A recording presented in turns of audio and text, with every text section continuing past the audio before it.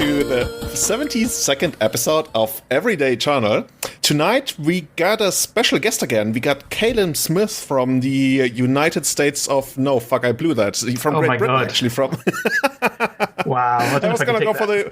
I was gonna go for the United Kingdom and the England, and then that turned to the... You know where you're from. You're from London, right, Callum? I'm How's from it going? London, yes. Very good, thank you. Very good. Thanks for having me on again. Awesome. And with us tonight, as usual, is Eric as well. Eric, I think you just finished your stream. How's it going, man? It's going well. Yes, I did. Things are going good. How are you doing? Yeah, I'm getting ready for the trade fair. I'm going to leave tomorrow for the big diving trade fair where we get something like 15% of our revenue in just 5 days. And afterwards, I'm super exhausted. So even though it's going to be fun, I'm also feeling like, oh, dude, no, this is coming up again. But Will there be lions there? At the trade fair, I highly doubt it. Okay. I'm just looking out for you.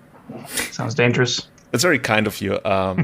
There's actually, you know how in Nairobi they have the national park, the Nairobi National Park, right next to the city, which is incredibly unique. If you think about it, it's like a city of a couple million, and they have a national park right next to it. Hopefully they're locked up safe. So the lions actually sometimes walk into the city, and they...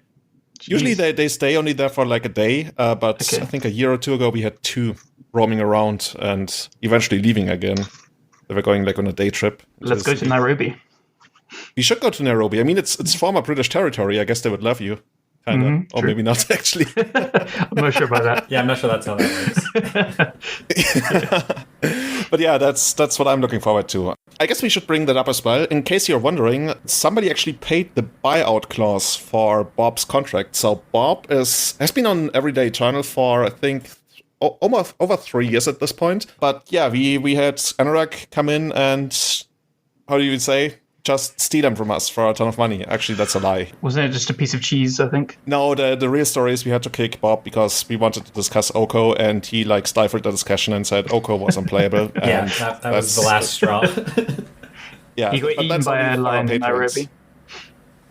He did what? He got eaten by a lion in Nairobi, I heard. I don't even know if the lions would actually eat the humans. They just kill them, and then they walk along, and they're like, okay, now I can live in peace again. Rest in peace, Bob. Yeah.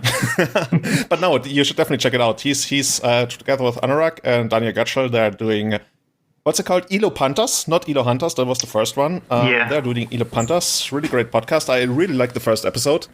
And yeah, check them out. I think they should be on the big platforms soonish. They already are available on Twitter. I actually don't, but I guess if you Google, if you search for Elo Panthers, you will find them. So check them out. They're great. And tonight, we already talked to Callum. Unfortunately, he can't bring his dog into his room to bark to give us a good Bob impression, but it's going to be great anyway. Because tonight, we are actually going to talk about the hottest deck in Legacy right now, which is blue-green OmniTell.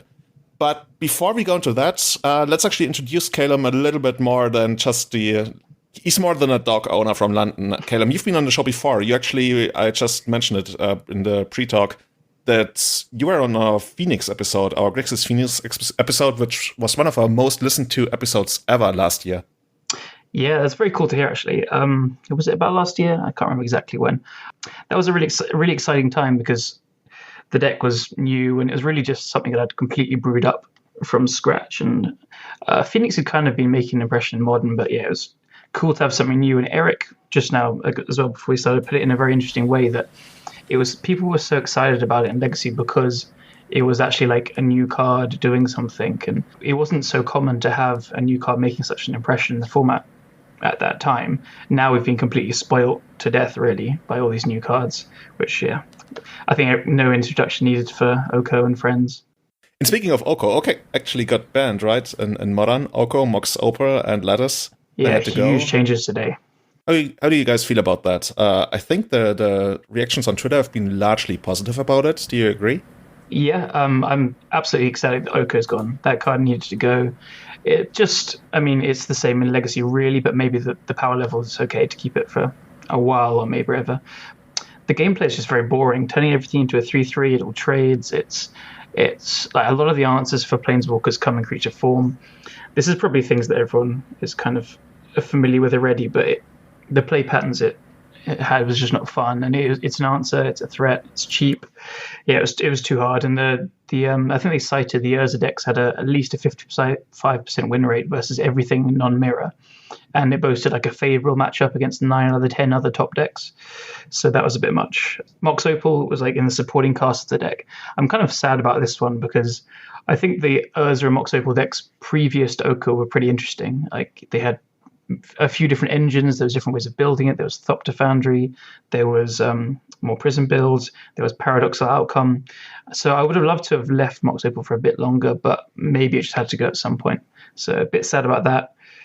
Mike said the Lattice, I don't think anyone saw this coming, but personally I find the card miserable. It's like obviously just a 2-card combo with Khan, and it's a lot of mana, but the decks playing this generate a lot of mana with Tron lands and stuff, so I don't know. I'm pretty happy with this. I think they must have had more reasons than just bad play patterns because it was played in the Tron decks, and I think they must have seen high win rates from Eldrazi Tron and normal Tron alongside Urza that they thought that they need to knock those down if Urza's not down as well. So, yeah, pretty happy overall, but Mox Opal, rip. Yeah, that's what I heard people saying too, that they were like a little disappointed that Mox Opal got the ban because there were some not so egregious decks that played Mox Opal and now are unplayable. Yeah, it's similar to Faithless Looting, really. It's like it was a pillar, and so by knocking Looting because of Phoenix, like decks like Mardu Pyromancer and stuff got the axe. I don't know, I feel like some Urza decks can definitely survive. There'll be other things. The card's really powerful. It's just obviously heavily neutered down. Kind of similar to how Dredge is existing without Looting. I think there'll be Urza decks, but yeah, it's a shame to lose all the other kind of things like Cheerios. But yeah. Yeah, I saw people like bemoan Pure Steel Paladin and a couple of other decks. Yeah. I think the big one is Affinity, even though that hasn't really been Scales too pretty much supplanted that. What I find interesting, Scales, yeah. What I find interesting is that Wizards now very openly and heavily relies on stats. They might have used Magic Online stats before, but now they also like openly address them, and they a metric they often cite that was also cited for the ban of Ren and 6 was having a good matchup against 9 out of the 10 most played decks, which apparently is a thing they measure and look into very heavily. And I mean, that's pretty crazy, right? If you think about that, like if you told me my deck was not only like even but favored against 9 out of the 10 most played decks, that's an insane position, and that's surely going to show over a long period of time. And I think just this weekend they also had, I think, 13 Oko decks in the top, basically in the 2 top 8s of the weekend of the GP and some big SCG tournament, which is kind of crazy. And I guess part of that is always also a little bit of hype where people play a ton of the card, but over in the long run, I think we all can agree that banning Oko is probably for the better. But yeah, shame for Mox Opal. And like you mentioned, Lattice, there must be some internal data, and I think not much is lost there. You can still play your Karns, as opposed to, I guess, Mox Opal. You just don't have the I win button in Lattice, which overall should probably be a change for the better. Yeah, I don't think they had the Karn Lattice kind of lock in mind when they designed Karn. Like, the card is already super pushed, and it's going to be more interesting now because it is just kind of like a tutor thing / soft hate rather than actual win con at the same time. So yeah, I'm excited to see if it still does stuff. I mean, you can still get a win con. It's just not as it's definite. You can get like so you can search for like a Wurmcoil. Yeah, exactly. But it's just not a lockout. I mean, the Tron decks can just like kind of trade resources, then top deck it. They'll have 10 mana, but a lot of time they can top deck it. And I don't know, people cited that you can attack the card and stuff, which, yes, true, but it's not really how all the games played out. So yeah, I completely agree with what Julian said. No love lost. Does that actually impact your preparation for GP Brussels? I think that's like in a week or 2 or 3. Yeah, that's in... I think you're going, right? Yeah. Oh no, that's Pioneer. I'm so stupid. Yes, that's Pioneer. That's not Modern.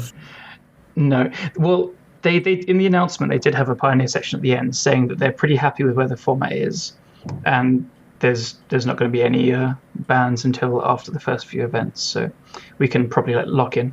Are you happy with where the format is? Yeah, it's a little bit too mid-rangey. Like, a lot of the decks are fair. Ooh. And one of the deck doing... That sounds good.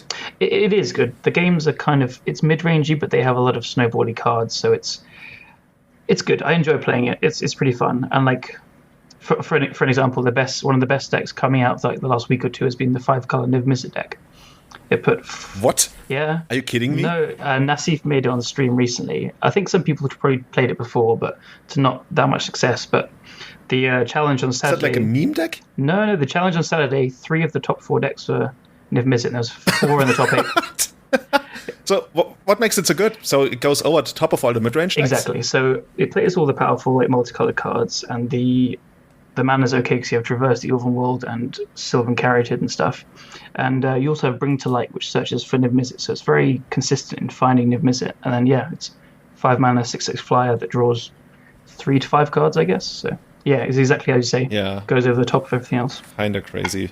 Whoa. So I've got my eye on that for Brussels as well. So we'll see. Awesome, man. The reason we invited you today is because you've actually also been, as of yesterday, been working on the deck that Eric and I have spent a lot of time with lately, Blue-Green OmniTell, and you actually had a pretty good finish yesterday. Can you tell us about that? Indeed. I have a huge sample size under my belt now. How many was it actually? Of like one Legacy Challenge? 10 matches. Yes. So yesterday I played in the Legacy Challenge and I came second, which was very nice. Which was to toot my own horn, back-to-back top 8s, which was, played Hogak the week before. But to be completely honest, it'd been a deck I've had my eye on for a while, thanks to you and Eric working on it, and also Peter van der Ham. He'd been working on it for a while as well and posting about it. And it just looks super powerful, right? The deck always kind of suffered from having no good 2-drops in a sense. You'd have the cantrips, but you have no way of bridging that into show and tell. So to me, Icefang Quietle looks like a really good addition to the deck. Veil of Summer is just insane. It plays so well in the deck. It's maybe the best Veil of Summer decks because you just play it proactively and it's like extra show and tells. If they don't counter that, then you can just go off. If they do, well, you're trading it for usually a force because you can play it around counter magic very often. So it's just really hard for the opposing blue decks to interact with. So the list I played was I got home 15 minutes before the challenge started. And I didn't want to play Hogak, as I said. I wanted to play something that's good against Hogak because the deck's been quite popular recently. So I pulled up, I think it was Peter's list first, copy and pasted it into MTGO, and then found your list, and then just kind of made changes based on both of them together. And the end result was making both yours worse, to be honest. But I was really impressed by it because I probably made some mistakes as well, but the shell is so powerful. So awesome, man. So we're gonna talk about the details of the lists and all the different lists that have been floating around in a moment. You already touched on some of the USPs, I guess we would say, the unique selling points of the deck, like what really makes it all that great. For example, Veil of Summer. Speaking for me, that was the main reason that drew me to the deck. I felt like, okay, this might actually be the deck that abuses Veil of Summer the most, because the thing about all these show and tell decks, I wouldn't even say they were like weak to counter magic, but counter magic plus discard, or discard in general, was something that was somewhat hard to recover from. And now you got a single green 1-mana instant that counters both of those, and also like protects you from some other weird stuff, like certain types of combo decks. I think I countered a Grindstone activation the other day. I don't know whether they actually got to the point, but I would have had the Veil of Summer, and if they have the Paint Down Blue. So it has a lot of applications. And playing 4 of those in the main deck, that's actually really great. Eric, is that also what drew you towards the deck, or how did you come about? I think you actually you were the first one of us to play the deck. Well, I've been playing OmniTell. It was actually my very first Legacy deck was OmniTell. So I've been playing OmniTell for a really long time, and I've had it in my repertoire of decks since then, especially since I've started streaming. I often just play OmniTell if I can't figure out what to play, and I don't want to play Reanimator, because... Yeah, I like it. I like it better than Sneak and Show. At least for me, I always found I found that I could win more with it. It doesn't necessarily mean it was better than Sneak and Show, but just like personal playstyle and stuff, I found Sneak Attacks and Ancient Tombs to just deal so much damage and be so clunky that I had a hard time winning with it, despite it having more win conditions than OmniTell. That's kind of where I originally was drawn to it. It was my first Legacy deck, and I've just had more success with it historically than Sneak and Show. But then recently, Veil of Summer was printed, and actually Teferi was printed, and as soon as they printed that, I put together a list with that as the secondary win condition, in heavy quotes, because it has to be countered, right? Or you don't get to fight counter wars. So I tried that, and it was pretty good. I did pretty well, and people played it a little bit, but it wasn't insanely better than it was before Teferi came out. And then same thing with Veil of Summer when that came out. I was like, well, we should probably just try that. And somebody did a donation deck on my stream, and they asked how many Veil of Summers we should play in the main or if we should cut some Spell Pierces for Veil of Summers. And I was just thinking we should probably cut all the Spell Pierces for Veil of Summer, because it's better at fighting counter wars than anything else is. So it's better than Flusterstorm. It does have some dead matchups, but honestly, like, OmniTell the games are all about fighting and winning counter wars, and that's what that card does really, really well. So if it's dead in the matchup you're playing, that means you're going to win because you're playing OmniTell. That's exactly what I got to as well. I played against like Chalice decks 3 or 4 times yesterday, and yeah, I drew Veil a couple of times, but then that meant I get to cast Show and Tell into Omniscience without a Force of Will on it. Right. Yeah. Exactly. So yeah. Yeah, that's the one thing, right, that people usually bring up when they see it for the first time. How can you play 4 dead cards in a matchup? But if you think about it strategically, you actually almost want to play those decks where Veil is dead, because then the rest of the deck that you're playing is even better. Yeah, you're hard targeting some of your like tougher matchups, which are the counter magic matchups, and especially Discard as well, I find is better against OmniTell than the usual Sneak and Show version. So. And it's not necessarily always dead. If they're playing Chalice Void, I had a game today where my opponent put a Chalice on 3, and I cast Veil of Summer and then Show and Tell. Yeah, this is a really nice trick. Like, it comes up quite a lot with Storm when they put a Chalice on 0. You cast Veil, and then you just throw all the LEDs into it, and it doesn't matter. Yeah. Yeah. That's really sick. Yeah. That card is insane if you think about it. You guys think Veil is here to stay, or is it actually gonna? Like, I don't want to go too deep into that discussion, but yeah. You think it's here to stay? I don't. It's hard to say. There's this like trifecta of Oko, Veil, and Astrolabe, and I think all 3 of them have pretty good arguments to be banned. But I don't think all 3 need to be banned, and I think knocking off one of them will affect the other 2 in some ways. So I have no idea which one it should be. But as time goes on, Veil just does more and more things in more and more decks, and it's a lot better than everyone first thought. And Julian, I remember you were like one of the first people to really say this card is insane. You were posting in chats before it even came out saying, this thing is crazy. I'm going to play like 3 in Elves at least, like, but it should go in other decks. And now it's the classic case of a non-blue card made to fight blue is just played in blue decks. Yeah. Blue just like scoops up everything that's printed that's generally good in the format, and especially if it's good against other blue decks, because that's like 50% of what they're fighting. I think I had posted about that on Twitter a couple of weeks or month ago, where I feel like unless you print something that's heavily committed to different colors. But then again, you have Ren and 6, right? And I thought a Ren and 6 would finally break this mold. I thought it was actually going to just go into like Naya or Aggro Loam and stuff, but no, dual lands and Brainstorm are really good. Yeah, at that point, you're asking for designs that are very, like, unelegant, so something like... I was going to say, okay, you can only cast this if you control a basic forest, but they are playing basic forest now, so... but let's not get into that. Before we get into the details of Blue-Green OmniTell and why the deck is so good, I just want to get a couple of general thoughts on the deck as well. We already talked about the power of Whale. Mm-hmm. Something I also really like about the deck is that has drawn me to the deck is how it really punishes, I want to say, a lot of the decks that are being played right now. All these mid-range control decks like 4-color Miracles, even the check pile decks, even though at least they have discard. There's a ton of dead cards against this kind of deck.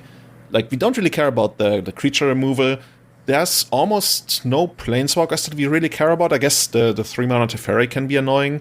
But, like, Oko almost does nothing except maybe if you show and tell, like, a naked Emrakul into play and then they try to Oko it. But even then, if you have the Veil, I guess that's good. Yeah, Veil is everything. You also take heavy advantage of those opponents not having any kind of clock, really. Like, in the past, their clock used to be something like Teferi drawing extra cards, which basically meant you will never be able to catch up, and that was their quote-unquote clock. But with so many dead cards in the deck, even after sideboarding, I think that's not something we worry too much about anymore. And we also have a ton of must counters. Callum already mentioned, if you have Show and Tell in hand, then you basically got 4 additional copies of Show and Tell in your deck that cost a single green. And the longer the match goes, you can even hardcast some of your other win conditions, which has happened to me a couple of times. Yeah, we can get to that soon. I had some fun ones yesterday. Yeah, I bet. What did you hardcast? I guess this is like jumping straight into the sideboard, but Carpet of Flowers is also one of the most punishing cards for any blue matchups. I got to hardcast Griselbrand in one match because they had 4 islands, and against Miracles I got to hardcast the Firemind's Foresight and stuff because it just makes any color, it makes everything. Just hardcast all the spells. Yeah, that's pretty cool. Yeah. Let's share a couple of those stories later on.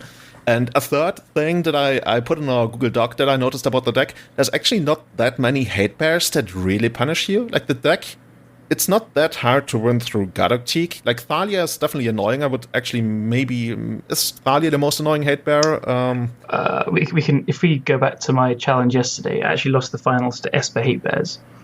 Very, very, very cool deck, which is just played by one guy called Jeff online mostly, but he has 4 main deck meddling mages, so that one proves. Yeah, meddling mage sounds like a tough thing to beat in a deck that's heavily dedicated to casting show and tell.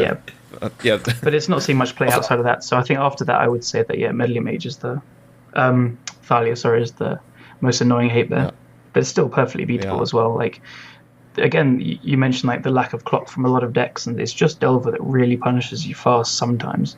Otherwise, you can just play very slowly, and you can just take chunks of 2 and 4 damage or whatever while you set up show and tell into Omniscience and just cast Emrakul. It's not a very fun combo, but it does the job. Certainly. Something that I noticed that I just remembered when you mentioned how the clock of a lot of decks is very slow. I've talked about this, I think, on Twitter a couple of days ago, where I feel like this format is as slow as it has been in a very, very long time. Like the last time I felt like this was when Mental Misstep was around in like early mid 2011. When people played decks like Natural Order Rock. Actually, Eric, I think I talked about this on the last or the previous episode or something. It was the last. Where I felt like Natural Order Rock could become a deck again, and now we actually saw Bara Mark Koenig finish top 4 in the format championships on Magic Online the other week.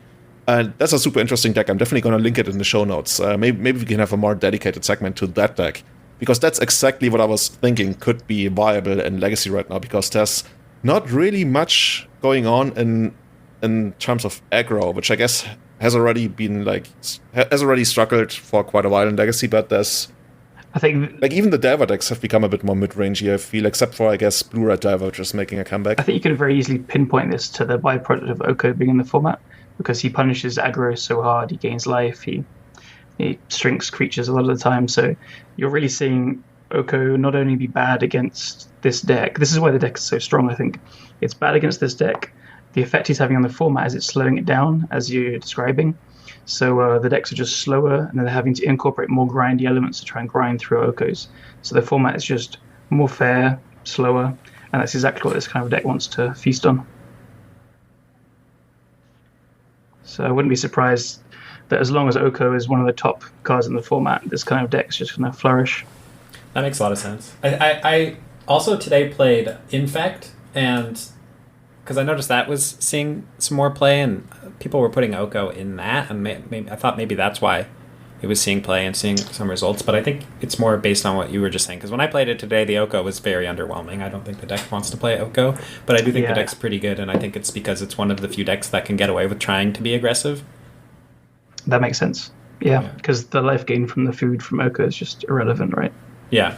Yeah, I can see that. Yeah, I guess it's annoying if they elk your creature, but I guess they can't really elk your land, and maybe the deck plays Whale of Summer themselves. I'm sure it does. Did you actually play Whale? In fact, I played it today. Yeah.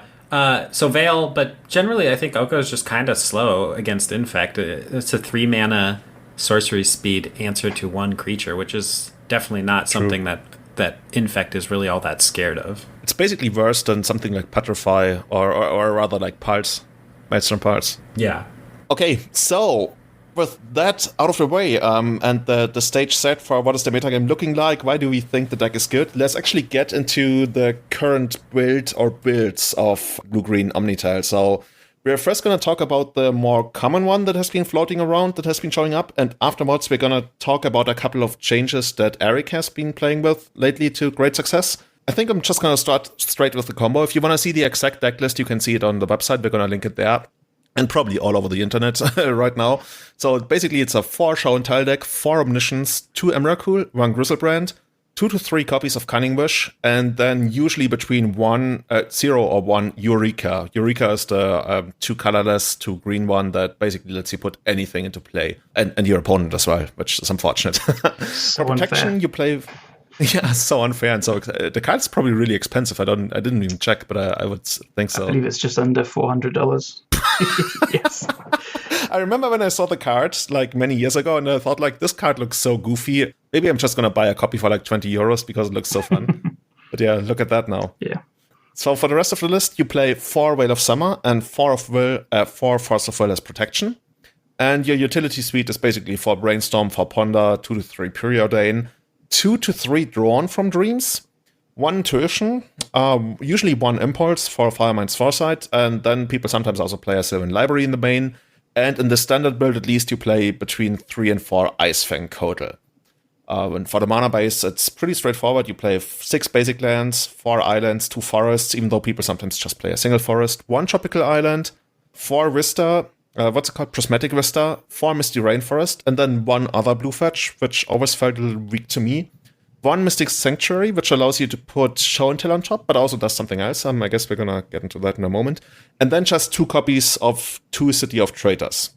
No Ancient Tombs in the list. The life loss is kind of problematic. But let's start with the actual combo engine. I think 4 Show and Tell, 4 Omniscience is kind of a given in the deck. How do you guys feel about the creature suite?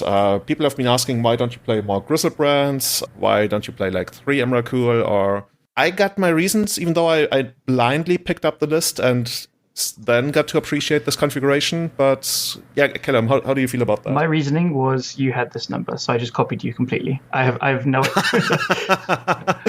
Oh, Yeah. Look at us, like being all smart on the podcast. Oh yeah, I'll be completely honest. I didn't know the reasoning, so I just copied you. I know Peter had 2 and 2. You had 2 Emrakul and Griselbrand, so it's like, yeah, wrong with that.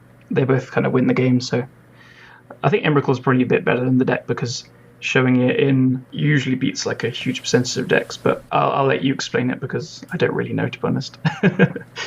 So yeah, so my reasoning after having played with it, so I'm basically retroactively justifying it because I felt like that worked out really well, is most of the time you wanna cast an Emrakul if you have the Omniscience in play.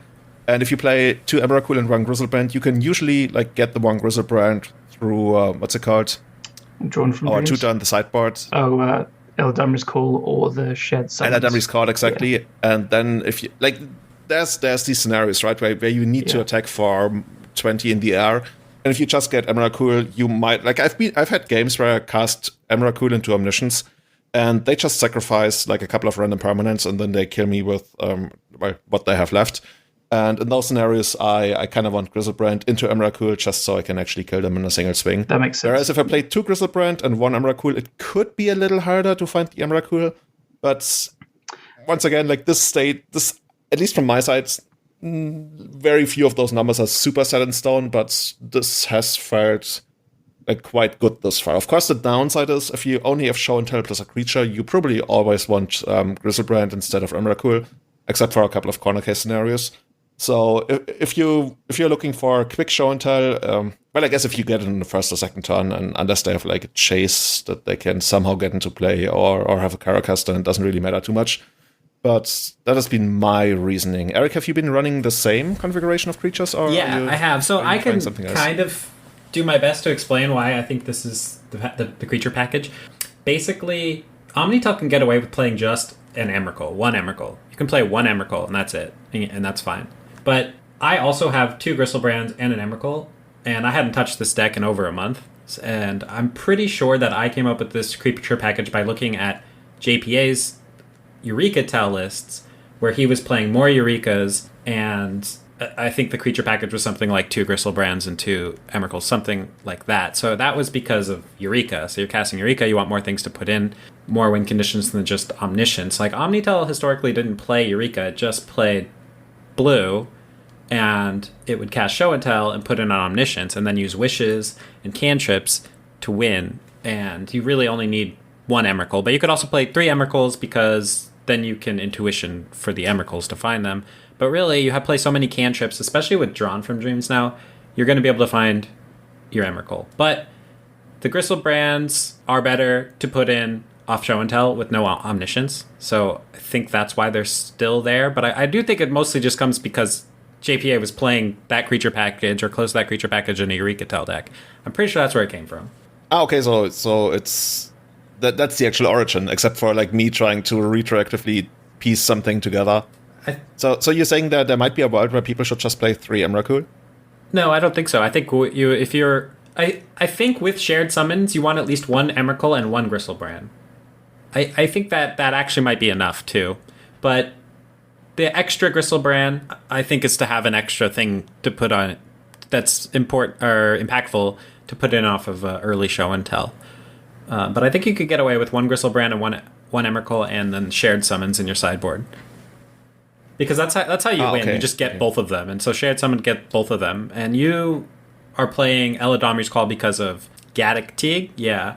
And I saw Peter I can't remember the rest of his name. Peter Van der Ham. Yeah, make an argument that shared summons is probably better. And I was kind of on the fence after having that discussion with you. And so I think I'm leaning towards shared summons as well. For the same reason I just said, like, you play so many cantrips that, honestly, Gaddock Teague isn't the thing you're worried about. You're worried more about Thalia, like making it so you can't play your cantrips, not Gaddock Teague so that you can't play shared summons out of your sideboard. Yeah, shared summons definitely has a lot of upsides if you can make it work. Like if you're not facing Gaddock Teague, which, given that's not the most common thing to face in Legacy, there's not too many decks who actually do play Gaddock Teague.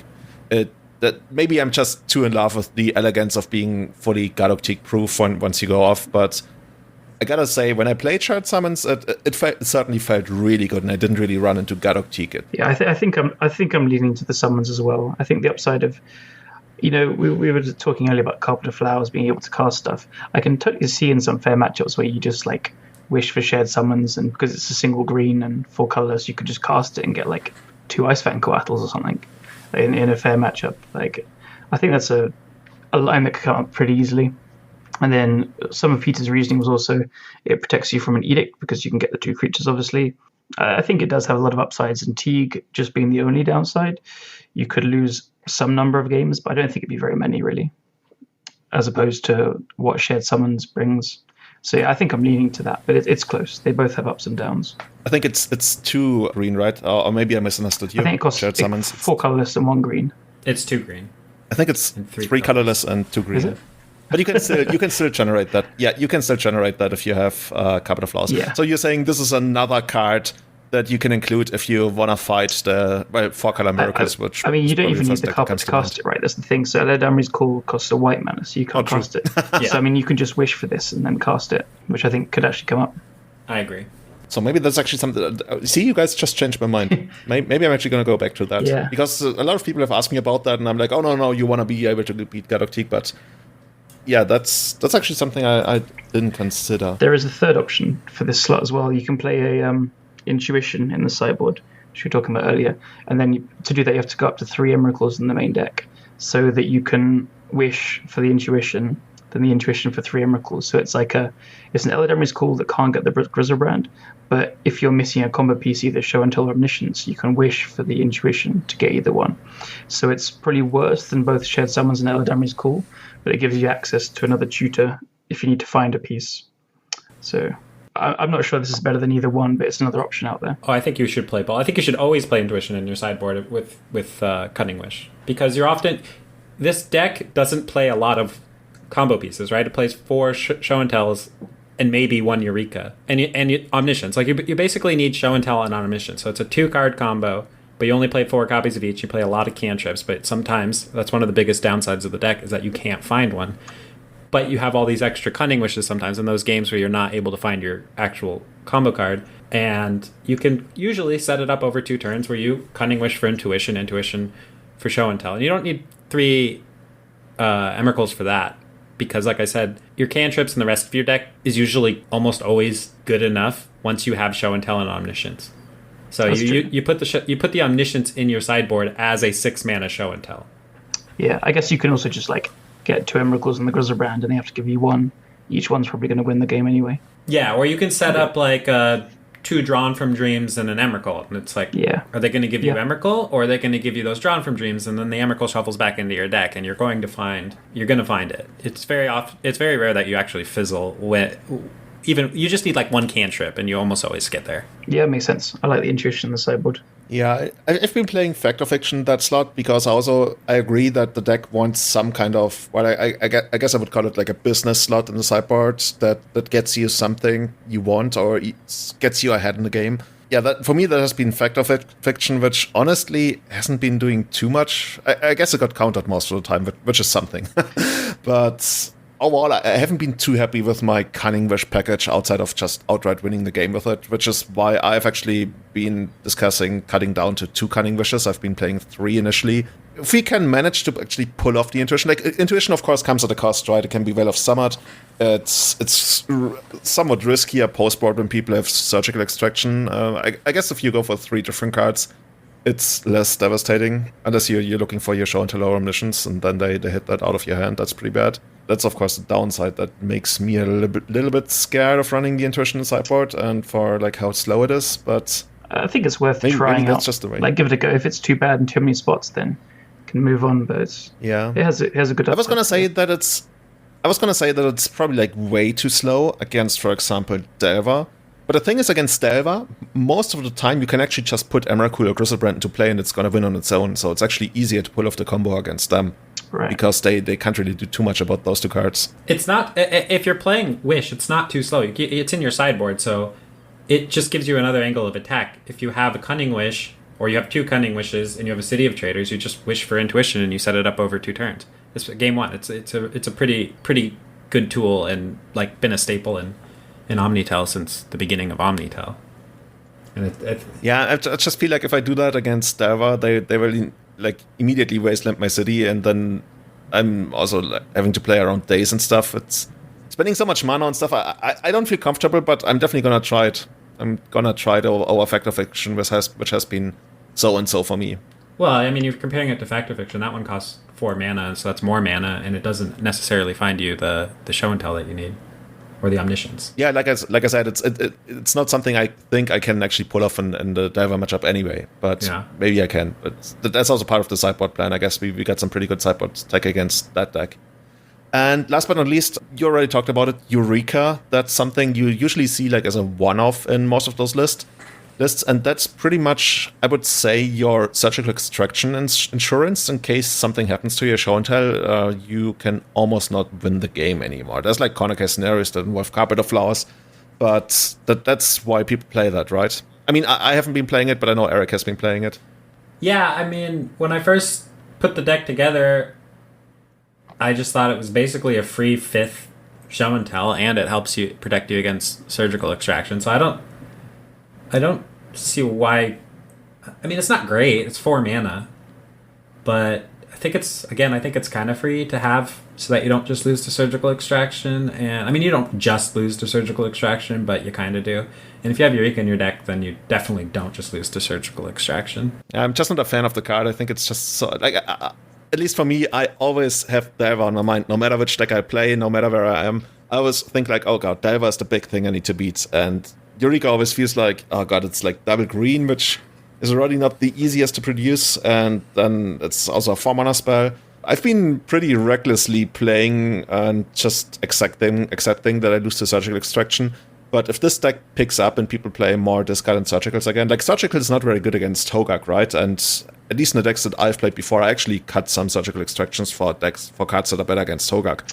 But yeah, this deck is struggling against Discard plus Surgical if you don't have the Veil at the right moment. I think I agree with you. I like that approach. You're right that like there's even been a trend in Delver decks to move to Leyline of the Voids recently because of the Hogak matchup.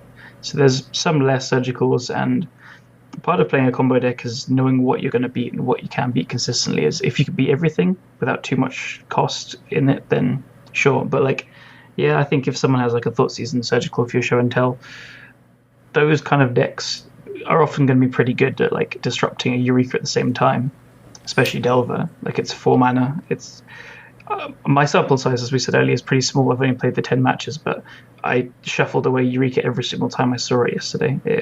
It seemed awful to me. So I would definitely want to cut this one copy. But with a larger sample size, I could see having access to that one copy because of surgical come up a few times. That's a secondary as far as I'm concerned, the surgical thing. Primarily, it's just we're now the OmniTell, like I said originally, wasn't really a 2-color deck.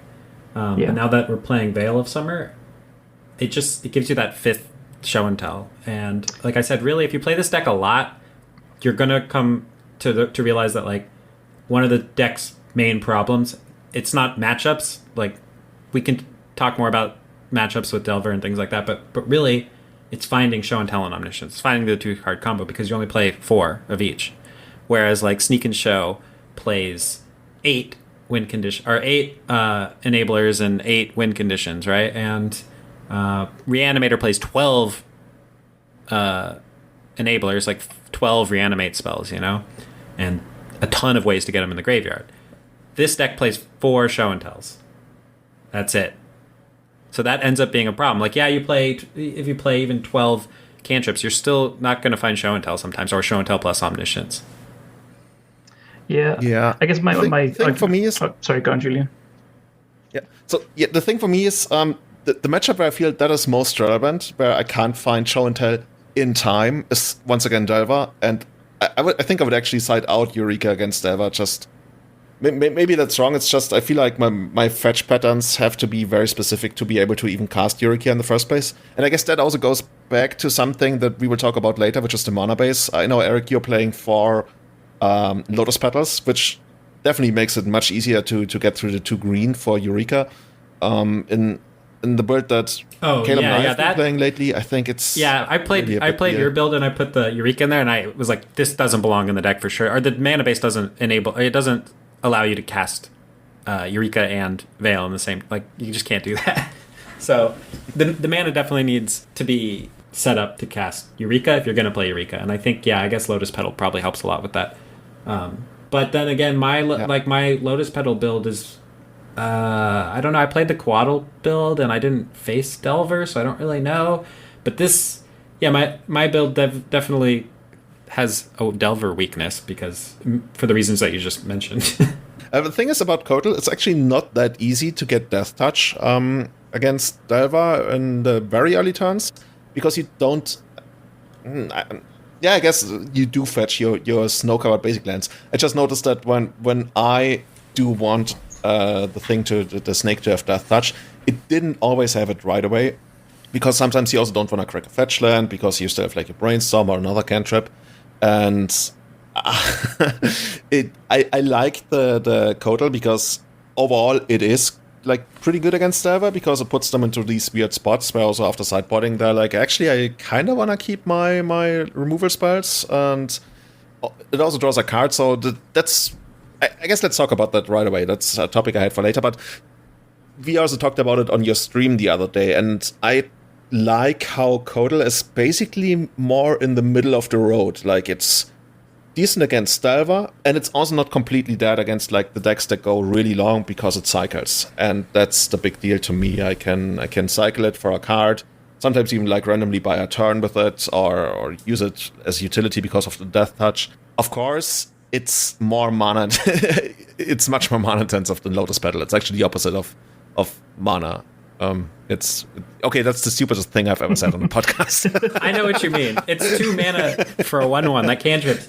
But so the games that I was impressed with it was when they had like Knight of the Reliquary. But again, I don't really care that much about Knight of the Reliquary. I care about Thalia, and it doesn't really do anything against Thalia. So that's true. I don't know. It just doesn't look like a card that belongs in OmniTell to me, and I tried it, and it I don't know. I'll have to try it some more.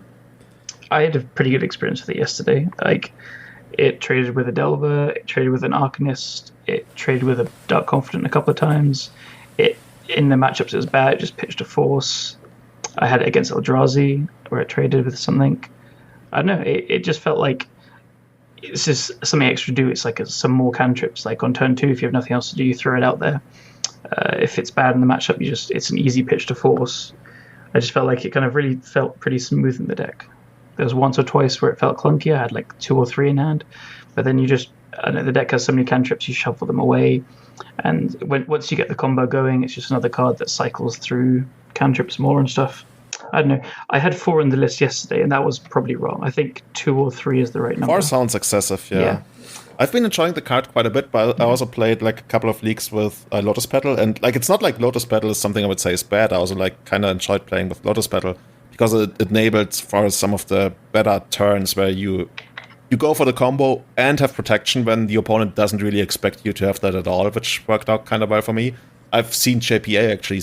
Was it JPA? I don't know. It was Peter Vanderham, right, who suggested playing Elvish Spirit Guide instead. I think that sounds really good to me, actually. So you can randomly Veil out of nowhere, which I kind of like. Yeah. Eric, how do you feel about Elvish Spirit Guide versus Lotus Petal? Not even close. I mean, you can cast Show and Tell off of Lotus Petal. You can't cast Show and Tell off of Elvish Spirit Guide. But you have lots of blue lands in the deck. Right, but you also have City of Traders and Show and Tell. Like, part of this is a combo deck, and it can win on turn 1 if you build it right. Yeah, but if you cast Show and Tell, you don't get to draw a card. Coatl draws a card. But no, we're talking about Elvish Spirit Guide versus Lotus Petal, not about Coatl, right?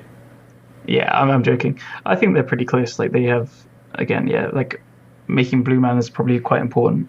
But at the same time, like Surprise Veil is going to come up quite a lot, I'm sure.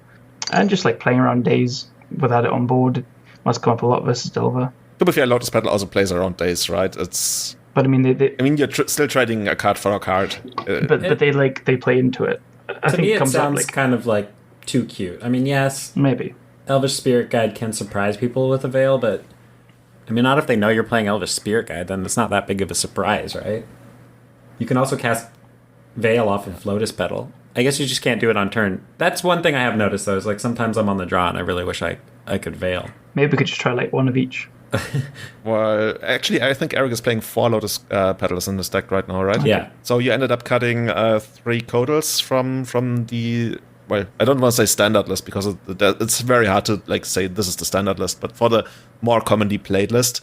This deck goes way back, it's not the Coatls are new. So the Lotus Petal thing was like, this was sitting on my account from months ago, and I built the mana base with the Lotus Petals by looking at like really old OmniTell decks and some of JPA's Eureka Tell decks, and I liked the Lotus Petals. I'm not 100% that they should be there, but I had some games yesterday with the Coatl version where I cast like Show and Tell or whatever, and then they answered my Omniscience, and I had like a Gristlebrand, and I couldn't actually use the Gristlebrand to do anything because there's no Lotus Petals in the deck. But if you have Lotus Petals, you can draw into another combo with your Gristlebrand or whatever, and that's actually really relevant if they're a combo deck or whatever, for whatever reason that like Gristlebrand isn't good enough, which is that's common enough that's a real concern. So yeah, something I actually liked about the Lotus Petals the most was when I was able to cast turn 1/7 library against decks to play a lot of discard. When you're like, okay, do whatever you want. I'm gonna see 3 cards and probably like draw most of them while you're not putting on a clock while you're busy like casting discard spells. And that's something I really liked. The 7 library thus far, I think most people play like 1 copy either in the main or on the sideboard. Sometimes you play a 2nd copy. I've enjoyed the card, but it's also one of those cards, just like Impulse, where I feel like I'm not really sure I need this. Like, you play Impulse for Firemind's Foresight, but most of the time, I don't even, like, basically, Firemind's Foresight is just like a Cunning Wish that also happens to give you a Brainstorm while you're getting your Eladamri's Call. Or actually, if you have shared summons, I think you need the Intuition, the Impulse even less, right? Yeah, Impulse isn't bad, though, as well. I think it just adds a bit more. In this slot, you can also play a Split Decision, which is like a twin cast, which can also be... It used to be pretty good at fighting counter magic. Whenever I played OmniTell, I had a Split Decision in the deck, but I think you're right that you don't need this slot, but Impulse gives you enough with the Firemind's Foresight lines and it's just good enough on its own. It's not a bad card, really. Right, that's what I think. I've definitely thought and tried no Impulse on and off over the years, for the exact reason that you said. It's like, yeah, it works with Firemind's Foresight, but you don't actually need it. But you're playing how many Drawn from Dreams? That card, I don't think personally, it didn't seem like I want to cast that card for 4 mana very often. Impulse is basically half of Drawn from Dreams at instant speed, so it's pretty good at finding your half of your combo on your opponent's turn. So I think it's pretty good, but it's definitely not needed for the Firemind's Foresight. Yeah, now that you mentioned actually Drawn from Dreams, now that's a card that I have certainly undervalued Having played with Drawn from Dreams, I really, really like the cards. It just feels like it's another almost must counter for all these people who play control decks, because they're like, hey, I'm gonna counter all your relevant spells, but then they find themselves in positions where you're just like, you keep casting Drawn from Dreams, and they're like, actually, I think I have to counter this. And then they have to spend a red elemental blast on it that would have otherwise hit your show and tell or something. And I've been really enjoying that card. I often side out the third copy, especially against Delver, but I kind of like how it does a pretty good stick-through time impression, as in that it not only like helps you set up the combo, it also most of the time combos very well with Omniscience and often just wins you the game. And that's something I've been really enjoying. I loved it. Yeah, sorry, I loved the card yesterday. Really, really powerful. As you say, if you can just, it was like the extra creatures, because it's like dig through time with the old Omni lists. You can just show and tell the Omni and then cast the Drawn from Dreams, and I didn't even come close to whiffing yesterday. Yeah, it's almost like a package with Carpet of Flowers in the blue matchups. Against Delver, Carpet was so powerful. I could cast, there was a turn where I had 3 lands, and I just cast Drawn from Dreams to find Omni and Show and Tell, and then cast that as well, and just do it. So, like, if the mana cost didn't feel that hard to cast, usually, and then especially with Carpet, it just kind of overpowers any of the mana from Delver and Miracles and whatever. So yeah, I was really impressed with it yesterday. For me, it's actually, this card's the main reason why I'm actually playing 3 Carpet of Flowers now. Like, I played for like 2 for a while, and I always wanted it. I often sometimes even wanted like just a second copy, and now I'm trying 3. And maybe it's crazy to play 4, but I've been enjoying 3 thus far. 3 sounds good. Very, very good. So for the rest of the deck, I guess the mana base, there's some contention on whether people should play Vista or more blue fetch lands. The thing to me was that the blue fetch lands felt, that the non-misty blue fetch lands felt really bad. Most people have like a flooded strand. It's just, to me, it feels so awkward when I have to fetch Tropical Island, because I often say like this deck may never ever get wastelanded because it's really, really mana hungry. And I want to get as many basics as possible. The Vista is sometimes annoying if you want to like get your Mystic Sanctuary, which of course you can't. That's the main downside of the card, I would say. It also sometimes creates weird play patterns where you fetch your basic forest, then that's not a blue source for Drawn from Dreams, so you can't actually like Drawn from Dreams on turn 3 or 4, and that's an issue. But overall, I really like the all-basic mana base with the single tropical that you can fetch every now and then. Eric, is that something you've been doing as well? I think you played more tropicals, at least last time when I watched your stream. Well, again, I was looking back at my old list from like a few months ago, and that's one of the things that I was most impressed with the changes in the recent weeks, is the mana base is way better. Mine was a complete mess. I had like 5 soul lands and 3 basics, no snow basics, 3 basics, and 4 tropical islands. So today, based on your list and what other people have been doing recently, I'm really impressed with the Mystic Sanctuary. So I added a Mystic Sanctuary and a mana base that can support it, and I actually really like the mana base I'm looking at right now, and it's just 2 City of Traders. I liked that. So I don't think we need 5 soul lands to still have like nut draws with Lotus Petal. Like Lotus Petal, you don't need to turn 1 people with Lotus Petal. Turn 2 is also pretty good, and Lotus Petal also just helps you cast Veil the same turn. You know, everything's just a turn sooner, but you don't need a whole bunch of soul lands for that to be good. So I went down to 2 City of Traders, and then I got 8 fetches, 3 tropical islands, 4 basic islands, and 1 forest, snow covered. Not that matters. Yeah, I guess it makes a lot of sense if you're playing the 4 Lotus Petals, then I certainly also wouldn't play 2 forests. Like, even in the build that Callum and I have been playing, the second forest, at least to me, felt problematic at times for the exact reason that you mentioned, that's turning on Mystic Sanctuary. That's something.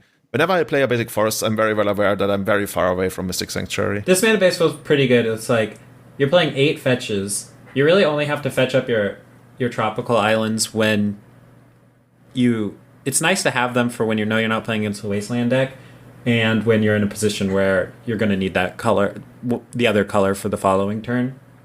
So I like the tropical islands, and I think 5 basics still makes it so that it's quite likely you're not going to have a wasteland problem with the deck. So I think this mana base is pretty solid. So you're also playing 19 lands altogether. I think that's the more standardish thing. Yeah, that's 19 lands. Is that 19 and then the petals as well? Yeah, 19 and 4 petals. Yeah, because I think, Julian, we're probably quite low on mana sources. Yeah, we certainly are. Yeah. that's part of why Delver is like somewhat problematic. Maybe we should actually add like a land, or maybe two, or even go full Lotus Petal. I was thinking to add like 2 more mana sources, like so either 2 Elvish Spirit Guides, or this is why I joked about 1 Petal or 1 Elvish Spirit Guide earlier about being the perfect number. So okay. So as an addition to what we are playing, like 19 lands plus 1 Spirit Guide, 1 Lotus Petal, just to add a bit more speed, because I think the speed is important. A few times it felt a bit slow and clunky, and just like a little burst is what was needed.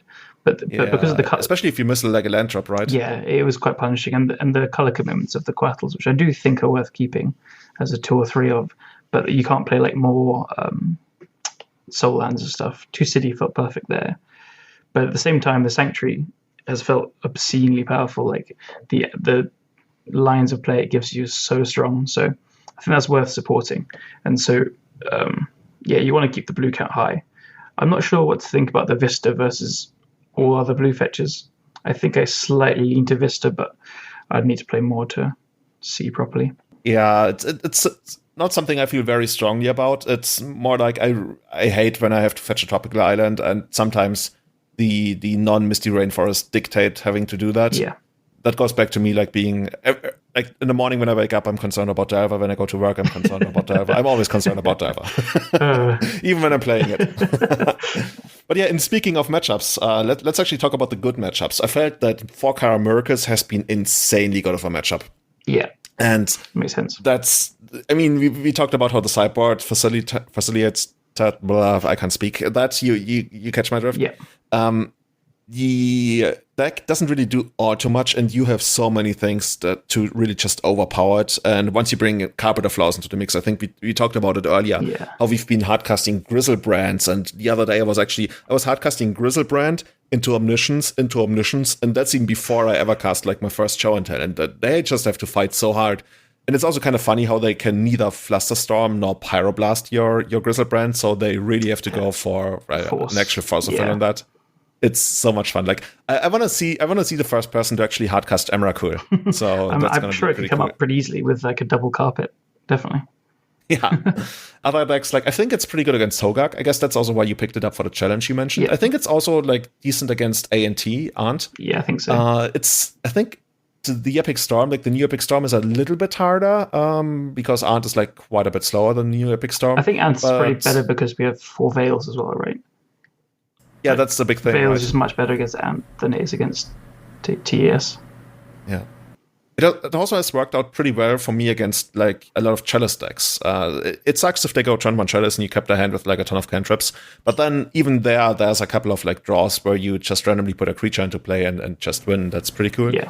That's like I actually found myself letting Chalices resolve when I had Force of Will, because I felt like actually the card I want to force is Thought Knot Seer or something. This happened except in the top 8 yesterday. I played against Moonstompy for the win-in actually, and I lost game 1 to a turn 1 Chalice because I had a cantrip hand. I didn't know what they were on, but game 2 and 3 I mulliganed cantrip heavy hands down to just I mulliganed to 5 in one of the games and 6 into another because I just like went searching for Show and Tell.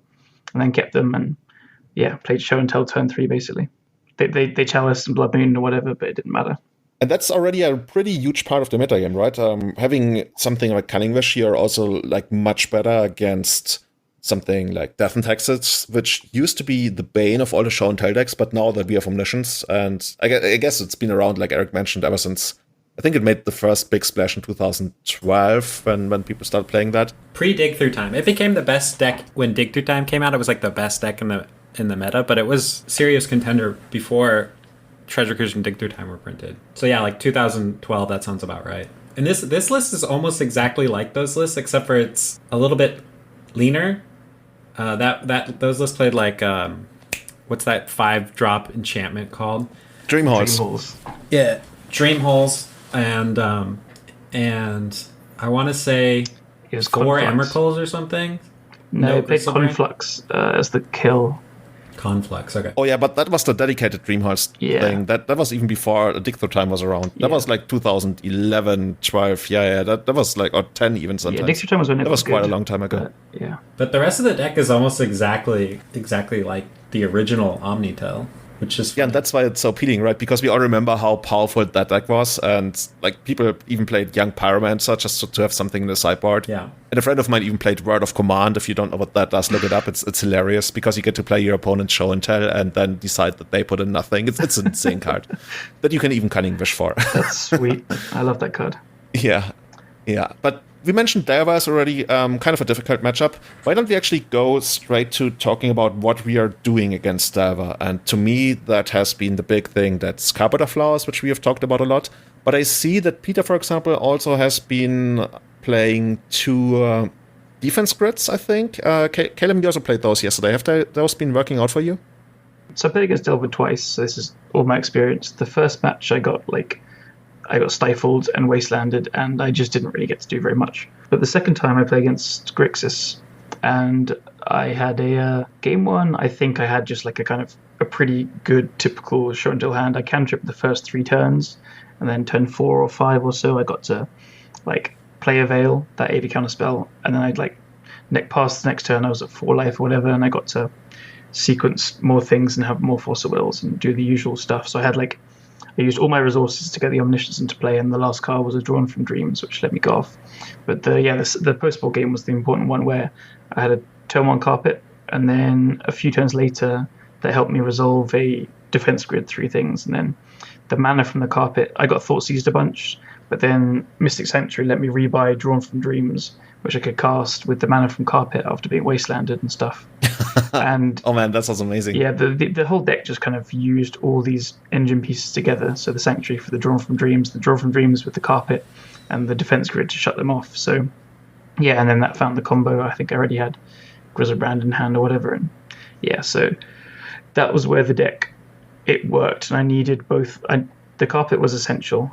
No way I would win the game without it. The defense grid made them just play proactively, like they played out threats.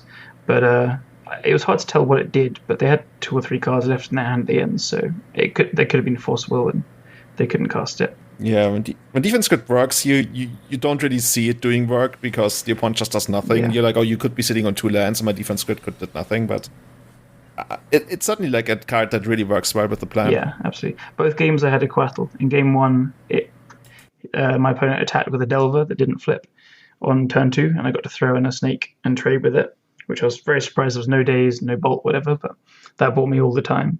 And then game 2, I had a Snake down, and they had an Arcanist, but it had Death Touch, so they didn't attack for a few turns, and it didn't accrue value. So yeah, Snake was pretty key. Eric, is there anything else that you have on mind, or that you have tried for the Delver matchup to make it better? Not really. I mean, I've just only played 1 league with the Coatl version, and now 1 back to the Lotus Petal version with a better mana base based on what people have been doing recently. And I don't really know. I guess that's the big question about Coatl, is does it help the Delver matchup that much, and is it good enough in other matchups to replace faster mana? I'm not really sure. But obviously I think I agree with you guys about Carpet Flowers is pretty key. I mean, that card's really hard. I mean, if you resolve Carpet Flowers, that's how you beat Delver. Yeah, I agree. That's why I think I like the idea of Julian's Third a lot. Yeah, I like that idea it's too. It's completely key. Other cards in the sideboard that people play a lot is usually 2 Cages. It's like you probably want something against Hogak, because Hogak can be pretty fast, and then they're gonna bury you under cable therapies and stuff. And I kind of like how it not only stops the creatures, but it also stops the flashback of cable therapy. And I guess there's like a couple other combo decks. Like you can bring it in against Reanimator, which I could see being like a problematic matchup at times. And that's pretty much it. Like the rest is filled with, well, for me at least, bounce spells and then some random cards that I'm trying. And of course, that's actually something we should talk about. Do you guys think the release the Aunt skill is necessary? Because I gotta say, I got it in my deck because it provides an out against a ton of stuff that could be going wrong, and it technically can also allow you to win at instant speed, even though that's actually harder to set up than I initially thought it would be. But I also gotta say, I think I played something like 55 matches with the deck this far, and I think I've never killed with it. Maybe I killed with it once, and the opponent immediately conceded, so I don't remember it. But I think I've never killed with it. And I've I don't know. I want it in my sideboard, but it could be an extra slot for something else. How have you guys been feeling about that? It feels unnecessary to me as well. I agree. Like, I did used to play the OmniTell like with Dig Through Time back in the day, and even then, it just didn't come that much. But I think you need to have some slot for when someone puts in a Flicker Wisp or a Night of Autumn, or like maybe a Thought Not Seer. Like these effects can really screw you over when you're going for the Omniscience plans. So I think you could just replace the Release the Ants with a Trick Bind, or like what's it called? There's a new counter spell that counters a spell or a triggered ability. Like Disallow, I think. Disallow, yeah. So I think these do functionally they're different, but they do a similar thing. So you want to be able to counter. Flicker Wisp is probably the most common. So you want something for that. I think I'm actually gonna just go for it. I'm gonna cut it and play. Like I already played Trick Bind, and maybe that's just like an extra slot that I don't need. Then, Eric, how do you feel about the ants? What you can do with Trick Bind, just very quickly, is in the matchups where they have Flicker Wisp or Night of Autumn, is you side it in. So with the Wish, you can get 5- Foresight, and then you 5- Foresight for Brainstorm, Trick Bind, and Cunning Wish. So then you can Cunning Wish for the shared summons. And you Trick Bind as well. Okay. So I think the Trick Bind is pretty good. So you side it in against these ETB creature matchups. Even though it sounds weird, but yeah. Yeah, but actually I kind of like that. Yeah. It gives you another thing that you can get for a 2-drop. Yeah. Eric, how do you? I think we talked about it on your stream, and I think you were in favor of keeping it. Do you still feel the same about that? Well, so I'm thinking, it's something I've cut from time to time over the years, and I always end up putting it back because you end up losing matches where you would have needed it. But I'm trying to think of exactly what those matches were, and if the Gristlebrand actually changes that, because it didn't used to play Gristlebrand, and I think maybe Gristlebrand changes that. So all those things you mentioned, ETB effects, you can beat with other spells in the sideboard, but there are certain things like Meddling Mage or whatever that you can't beat without Release the Ants, and those are like they can put in Show and Tell and name Emrakul, and then you can't win. You Show and Tell in Omniscience, and they name Emrakul off their Meddling Mage, and then you can't win. But then you can just wish for a bounce spell, right? You can go for Firemind's Foresight, get a bounce spell, and... Yeah, I can't remember exactly the situations, but like I said, there were situations where it's like, oh, I don't have this card. This is the card I would have needed. It's also very good in the mirror, and you're going to be unfavored if your opponent has it and you don't. Yeah, it's a fair point. Yeah, something that, for me, that came up in the mirror was actually Wipe Away. I've been talking about that card a lot lately. That card has been insane for me in the mirror. Even when your opponent like puts in Show and Tell Omniscience and they think that they got it, you can sometimes still like just steal the win by going Wipe Away on their Omniscience and then like Trick Binding the Emrakul trigger. It's kind of hilarious, actually. But yeah, I think I'm also gonna cut it until I learn better, and just like Eric, put it back again when he experienced that. But yeah, I think I'm going to go without for now and see how that works for me. Regarding the bounce spells, I think to me the biggest thing about the bounce spells has been when I side out my whales in matchups where it's pretty much dead, I always feel like, dude, I don't really have a lot of things to actually bring in, so I randomly bring in bounce spells because conveniently most of those matchups where whale is dead, you actually want extra bounce. So ideally, I would say you have like almost like 5 bounce spells, so you can bring in like 4 or 3 to 4 from the sideboard, and then have 1 more in the sideboard to get with the bush. If you play something like, for example, Sylvan Library, then I guess you can bring that in and only bring in like 3 bounce spells. But that's the most common scenario for me. And people play all different sorts of bounce spells. They play Echoing Truth, they play Rushing River, they play Wipe Away, Submerge. And all of those have their uses, their upsides, downsides. For me, I'm on Echoing Truth, Rushing River, Wipe Away right now. I don't play the Submerge anymore. I guess it used to be there to have something against Hogak to wish for, but it felt a little bit too niche for me. So I'd rather use the slot. It's mostly for depths, right? I would assume. Did I say Hogak? Yeah. Sorry, I meant okay, cool. Yeah. Not Hogak, yeah. I was thinking, yeah, I think you're completely right, but I think you want 5 cards that are okay, like bounce spells, or like cards that are okay against fair. Yesterday I just had 4. I had an Echoing Truth, a Submerge, a Return to Nature, or the one that kills an enchantment artifact or removes a card. But basically I was missing 1 card to bring in against non-Veil matchups. So I had like Submerging against Eldrazi, which was a bit embarrassing. But it was blue, and you can cast it maybe. So technically, yeah. but I think Echoing Truth seems just great to me. So I'd almost want like 2 or 3 of those. So you always want to leave one in the sideboard, and it's the most like easy to fetch, cheapest, versatile and stuff. So I don't know. Yeah, I think you're right that you want 5 of this kind of effect. I also found myself wanting a kind of Pyroclasm effect. I don't know what's available in blue and green. Like, well, that's kind of rough. Yeah, right? Maybe there must be like a. I guess in green, in blue, you have Hibernation, but that only bounces green creatures. Or you have Evacuation for 5 mana, which bounces all creatures. Yeah, I mean, if you have Omniscience in play, you can get like the K returns and stuff. But yeah, I don't know. Yeah, I wanted something, but maybe there's some weird card out there that just bounces everything. Yeah. I think that especially the sideboard, outside of the more obvious cards, is the thing where I feel the most work and edge can still be achieved by just optimizing that. For example, I also like playing a single Scented Swarm because it makes sideboarding really awkward for the opponent, especially if they play something like Miracles. I guess they can keep the Oko and then Oko the Scented Swarm, but overall, I kind of like how having just one Scented Swarm in a deck that has a very hard to disrupt kill makes sideboarding really awkward for the opponent because they're like in between a rock and a hard place, especially if they play Swords to Plowshares, which is like a very, very bad card against the deck otherwise. That's something I like. I don't like playing more of those. I think a lot of guys also do the same in the Epic Storm, where they play one Scented Swarm for that exact same reason. So that's something I enjoy. And then there's people playing Mindbreak Trap. Do you guys like Mindbreak Trap? I think like you can play Mindbreak Trap, or like I had a Force of Negation just copied from either you or Peter, or you can play a Flusterstorm. They kind of all just some piece of counter magic seems good. Mindbreak Trap's probably better because of Veil of Summer from other combo decks, so I can see it. It's nice to have some counter magic to wish for. I think Mindbreak Trap might actually be the best out of the options of Force of Negation and Flusterstorm, because Flusterstorm, again, like gets beaten by Veil, as does Force of Negation. And they're both better against the, I guess, Delver not against Delver with Force of Negation, but like Control.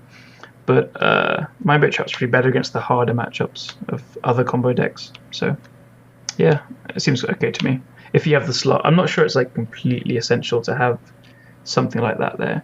You could also play the 4th Veil in the sideboard, but it's kind of slow. Yeah, I'd rather have it in the main, I think. Yeah, that's where I started out, actually, was 3 main, 1 in the sideboard, and it was so good that I was like, we're putting the 4th Veil in the main and putting a Flusterstorm there, but I think that you're right, that Mindbreak Trap is probably a better option than Flusterstorm is that sideboard slot. Yeah. You can play a Cryptic Command. I also really like Disallow as your Stifle rather than the Split Second one, because the Split Second doesn't matter all that much because basically works against counter magic, but they just counter your Wish usually. And so Disallow is kind of cool because it's a 3-mana counterspell that you can side in place of the Veils for some matchups, and it also is a counterspell that you can get with it's a counterspell or a Stifle. So that's kind of cool. I think being the 2 mana for being able to Firemind's Foresight for it is quite relevant, though. It's another one of these little weird permutations where there's both have ups and downs, and it's just going to matter in just all corner casey things in different matchups. So I guess that's our thoughts on what I've been calling the hottest deck in Legacy right now. It certainly puts up quite a lot of numbers. I think somebody also got a top 16 challenge with it, and somebody else was playing it to a top 32 finish. And there's a lot of potential in the deck, especially I think in the sideboarding, you could tell like we are not very sure about the last 5 to 6 slots in the sideboard. There's a lot of things that you can do with that. I'm really looking forward to playing a lot more of this deck. If you want to see the deck in action, you can see it on Eric's stream. I also have 2 leaks with it up on my YouTube that you can find on itsjulian.com. So definitely give it a try. Pick your cards that you like for the different slots that we mentioned that people are experimenting with. And let us know how the deck has been performing for you. Callum, is there anything else, Eric, you want to add? I'm good. Yeah, that's pretty in-depth discussion on OmniTell. Yeah, I enjoyed it. Guys, if you, people listening, if you like our discussion, like in-depth discussion of hot new decks, let us know. Let us know in the comments. Let us know on Reddit. Let us know on iTunes as well. So if you want to support our podcast and if you want to help more people discover Everyday Eternal, definitely head over to iTunes. And if you can and you enjoy the podcast, leave us a 5-star review. That would be amazing. I noticed we got a lot of them already. I think over 20 by now. So if you want to join the people who are supporting us there, definitely do that. If you want to support us in other ways, if you want to go to patreon.com/everydayeternal and become one of our Patreons, you can do that. Just like Stian Ostream. I'm so sorry if I mispronounced your name. He became our latest Patreon right now, and we already have we have a really, really big, great community. So you can also join our Discord. You can answer a lot of you can also answer questions there. You can also ask questions there. So if you have got those, then definitely check us out there. And speaking of the really big community, we have several people who are supporting us on our highest tiers, on our Eternal Witness and Grizzlebrand tiers, which are Matt Nalms, Valerio, James Slack, Bachubat, Scott Monroe, Kurush Ali Sadeh, and Jeremy Gates. So thank you so much for making all of this possible, allowing us to not only record, but also produce this and put it out. And usually with only a couple days delay, like I'm going to the trade for tomorrow. I'm editing this on the train, so it should be out on Wednesday. I guess people will know by when they're listening to it, whether it's out on Wednesday or not. But yeah, seriously, people, thank you so much for that. Callum, Eric, thank you so much for making the time today to discuss this deck in depth. And looking forward to seeing what we'll all be able to do with it in the weeks to come. And also, Callum, best of luck in Brussels. Thank you very much. You'll see the winning photo of me holding up a big trophy, I hope. Good luck. Awesome, looking forward to that. Cool. Thanks for having me on. So, thanks a lot. Bye-bye. See you guys. Have a great Bye. week.